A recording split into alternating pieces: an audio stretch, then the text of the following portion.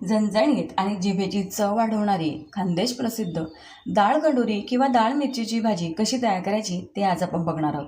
6 ते 7 लोकांना अगदी आरामशीर पुरेल अशा प्रमाणात आज ही रेसिपी मी तुमच्यासोबत शेअर करते। नमस्कार, मी सीमा तुम्हा सर्वांचे खूप खूप स्वागत करते। खानदेश प्रसिद्ध डाळ गंडोरी किंवा डाळ मिरचीची भाजी तयार करण्यासाठी इथे मी पाऊण वाटी तुरीची डाळ घेतलेली आहे। ही डाळ आपल्याला 2-3 पाण्याने अगदी स्वच्छ धुवून घ्यायची आहे। पारंपरिक पद्धतीने ही भाजी तुरीच्या डाळीसोबतच केली जाते, त्यामुळे तुरीची डाळच घ्यायची। आता डाळ अगदी स्वच्छ धुवून घेतलेली आहे। ही डाळ आपल्याला शिजवून घ्यायची आहे, त्यासाठी धुतलेली डाळ मी इथे कुकरमध्ये काढून घेतली। या डाळीसोबतच आपल्याला काही भाज्यासुद्धा शिजवून घ्यायच्या आहे। तर इथे मी कच्चे टमाटे घेतलेले आहे 2 मध्यम आकाराचे। तर असे मोठ्या फोडी कट करून घेतलेले आहेत हे टमाटे, काढून घेतले कुकरमध्ये। त्यानंतर वांगे घेतलेले आहेत 2 वांगे कट करून घेतल्यानंतर 1 पाण्याने स्वच्छ धुवून घेतलेले आहेत। वांगे वेळेवरच कट करायचे, म्हणजे ते काळेही पडत नाही आणि अगदी छान मऊ शिजतात। त्यानंतर इथे मिरच्या घेते आहे 20 अगदी झणझणीत बारीक हिरव्या मिरच्या मी घेतलेल्या आहे।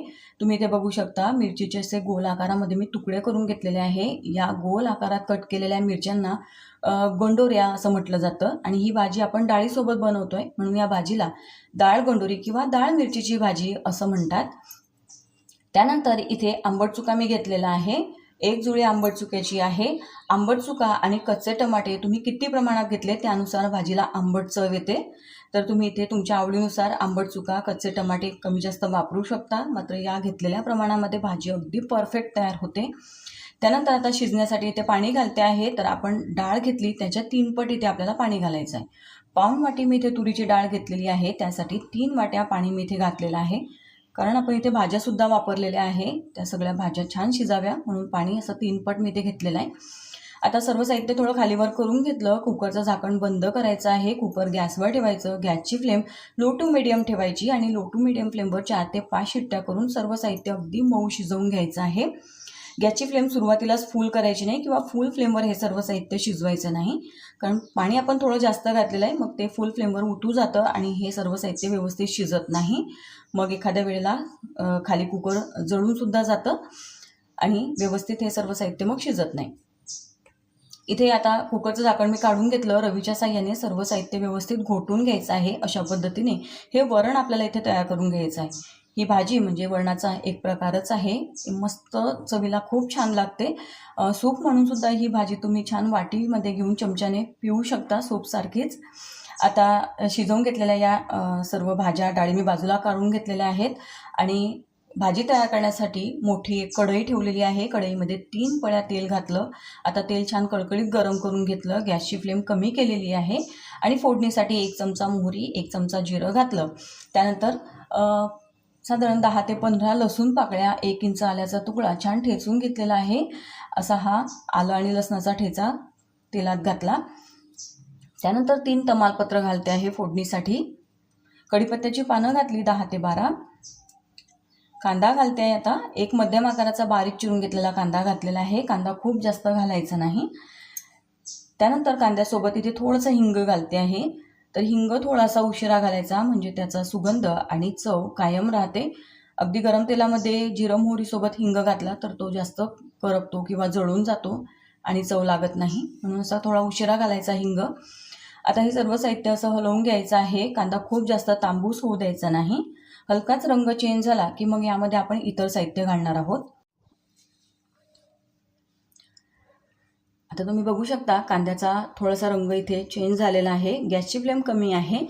इथे मी 1 छोटी वाटी भरून खोबऱ्याचा कीस घातलेला आहे। त्यानंतर अर्धी वाटी असा हा जाडसर करून घेतलेला भाजलेला शेंगदाण्याचा कूट आहे, हा घालते आहे। शेंगदाण्याचा कूट अगदी बारीक वापरायचा नाही, थोडासा असा जाडसरच ठेवायचा। आणि आता खोबऱ्याचा कीस आणि शेंगदाण्याचा कूट व्यवस्थित असा परतून घेऊया। खूप जास्त वेळ परतत बसायचं नाही, कारण खोबऱ्यामध्ये आणि शेंगदाण्यांमध्ये सुद्धा तेल असतं, मग खूप जास्त वेळ परतत बसलं की ते तेल रिलीज होतं आणि भाजीची चव खराब होते। हलकंच असं परतून घेतल्यानंतर यामध्ये लगेच मसाले घालायचे आहेत। तर इथे 2 चमचे भरून मी धणे पावडर घातलेली आहे, चमचे अगदी गच्च भरलेले आहेत। अर्धा चमचा हळद घातली। त्यानंतर 2 छोटे चमचे भरून हा घरगुती खानदेशी गरम मसाला आहे, हा घातलेला आहे। मसाला तुम्ही तुमच्याकडे असेल तो वापरू शकता। हा मसाला कसा तयार करायचा ही रेसिपी सुद्धा मी तुमच्यासोबत शेअर केलेली आहे। लिंक देणार आहे, तुम्ही नक्की चेक करा. आता यामध्ये चवीसाठी मीठ घालायचं आणि सर्व मसाले व्यवस्थित असे हलवून घ्यायचे आहे. इथे जर तुम्हाला शेंगदाण्याचा कूट किंवा खोबऱ्याचा किस वापरायचा नसेल तर तुम्ही अख्खे शेंगदाणे आणि खोबऱ्याचे तुकडे डाळीसोबत शिजवून घेतले तरी चालणार आहे. खोबरं आणि शेंगदाणे तुम्ही तुमच्या आवडीनुसार इथे कमी जास्त वापरू शकता. आता यामध्ये लगेचच ही घोटून घेतलेली डाळ घालायची आहे. व्यवस्थित तळापासून हलवून घेऊया. ही भाजी सुरुवातीलाच खूप जास्त घट्ट करायची नाही, कारण शिजल्यानंतर आणि गार झाल्यानंतर सुद्धा ही भाजी घट्ट होते. आता इथे खूप अशी ही घट्ट भाजी आहे. यामध्ये आपल्याला पाणी घालायचं आहे. तर इथे मी गरम पाणी करून ठेवलेलं होतं. 1.5 ग्लास इथे मी पाणी घातलेलं आहे. भाजीला पूर्ण उकळी आल्यानंतर भाजी छान अशी घट्ट होत जाते आणि ही भाजी अतिशय घट्टही असेल तर चव लागत नाही आणि अतिशय पातळ असेल तरी चव लागत नाही. अशी मीडियम आपल्याला ही भाजी तयार करायची आहे. त्यानंतर पुन्हा मी यामध्ये अर्धा कप पाणी वाढवलेलं आहे. आता सर्व साहित्य घालून झालेलं आहे आणि आता भाजीला मस्त अशी उकळी येऊ द्यायची आहे. या भाजीमध्ये तुम्ही कच्चे टमाटे आणि आंबट चुका किती प्रमाणात घेतला त्यानुसार भाजीला आंबट चव कमी जास्त येऊ शकते. आता इथे भाजीला 10 ते 15 मिनटं मंद आचेवर पूर्ण उकळी काढून घेतल्यानंतर भाजीचा रंग तुम्ही बघू शकता. सुंदर असा रंग आलेला आहे आणि भाजीचा सुगंध पूर्ण घरभर मस्त दरवळतोय. अशा पद्धतीने अगदी पौष्टिक अशी ही खानदेशी पद्धतीने डाळ गंडोरीची भाजी बनवून तयार झाली आहे. भरपूर भाज्या असतात यामध्ये, त्यामुळे अतिशय पौष्टिक अशी ही रेसिपी आहे. सूपप्रमाणे सुद्धा ही भाजी तुम्ही गरमागरम पिऊ शकता. आता गॅस मी ते बंद केलं आहे. सर्वात शेवटी बारीक चिरून घेतलेली भरपूर अशी कोथिंबीर घालायची आणि इथे ही भाजी बनवून तयार झालेली आहे. साध्या भातासोबत, जिरा राईससोबत, पोळीसोबत, ज्वारीच्या भाकरीसोबत चुरून खा, छान लागते. तर अशा पद्धतीने ही भाजी एक वेळा नक्की करून बघा. रेसिपी आवडली असेल तर एक लाईक नक्की करा. व्हिडिओला जास्तीत जास्त शेअर करा आणि अशा छान आणि नवनवीन रेसिपी पाहण्यासाठी चॅनलला सबस्क्राईब करायला विसरू नका. बाजूचं बेल आयकॉन प्रेस करा, ऑलवर क्लिक करा, म्हणजे येणाऱ्या सर्व व्हिडिओच्या नोटिफिकेशन तुम्हाला मिळत राहतील. पुन्हा भेटू.